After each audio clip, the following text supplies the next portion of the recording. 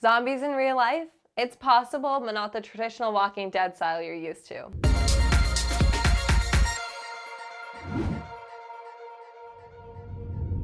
Hey there, I'm Abby from Watchjojo, and today we're going to be taking a look at zombie ants, this weird discovery that has been circling around the internet. So just what is a zombie ant? The quick and easy answer is it's a special fungus that infects an ant, taking over its body. But it gets a bit more complicated than that. You'll find these zombie ants in tropical countries such as Brazil or the Amazon rainforest. They tend to be found underneath a leaf, clinging to the leaf's central vein. The ant will be dead, but its body's still alive. The fungus that controls the ant is called the Ophiocordyceps, but you can also call it the zombie ant fungus. When the fungus infects a carpenter ant, it grows through the insect's body, draining it of the nutrients and takes over its mind. So yeah, literal mind control. After roughly a week, the fungus will force the ant to leave the safety of its nest and ascend a nearby plant stem. This is unusual because an ant will always want to stay with its nest and protect its queen. Whenever the ant climbs the stem, the fungus will stop the ant at almost always a height of 25 centimeters.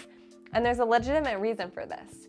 In order for the fungus to grow properly, as well as survive, it needs to be at a correct temperature. And as you can imagine, 25 centimeters above the ground usually grants that temperature. Wikipedia defines Ophiocordyceps as an entomopathogen or insect pathogenizing fungus, discovered by the British nationalist Alfred Russel Wallace in 1859, and currently found predominantly in tropical forest ecosystems.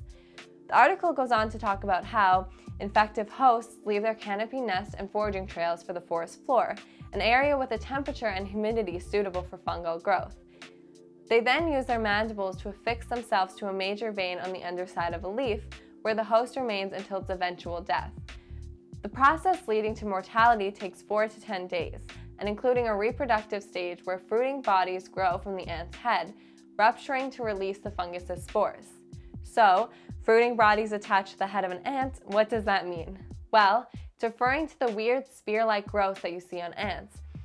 After a while, the fungus sends a stalk through the ant's head, growing into the bulbous capsule full of spores. Then shoots the spores downward, infecting any ant in its path. The affected ants will typically climb and attach leaves that overhang their foraging trails. Pair this with the spear's infecting ability, and you have a spear shooting down spores onto trails of ants. Great for the fungus, but not so much for the ant colonies. You'd think that by forming a spear coming out of the ant's head, it would destroy their brain in the process. But this is actually incorrect. Unlike other funguses, this one leaves the brain untouched. A study was done by Pennsylvania State University where they look into how the zombie ant fungus works. They found that it leaves the brain untouched but manages to make the body of the ant move. It's not only a super creepy occurrence, but it's a super rare one as well. Another organism that can pull this off is a special kind of flatworm, which forms a carpet-like layer on the brain of the Californian killifish, making it act erratically. This attracts the attention of any birds hunting for fish, which will be the worm's next prey. Studies have shown that the ants have adapted to be able to sense other infected ants. They carry the infected ants out and away from the colony in an effort to save the others. In essence, a banishment from the colony to prevent the infected spore exposure.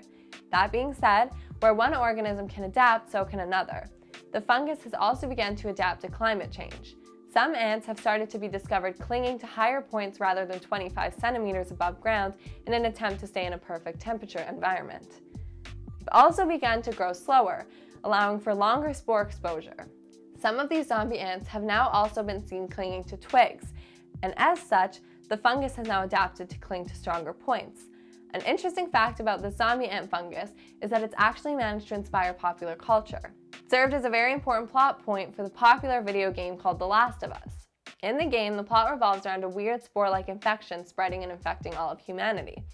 In the story, the infection actually started from the zombie fungus. You can find the character in the game called the head surgeon talking about the infection, saying the antigenic titers of the patient's cordyceps remain high in both the serum and the cerebrospinal fluid. Blood cultures taken from the patient rapidly grow cordyceps and fungal media in the lab.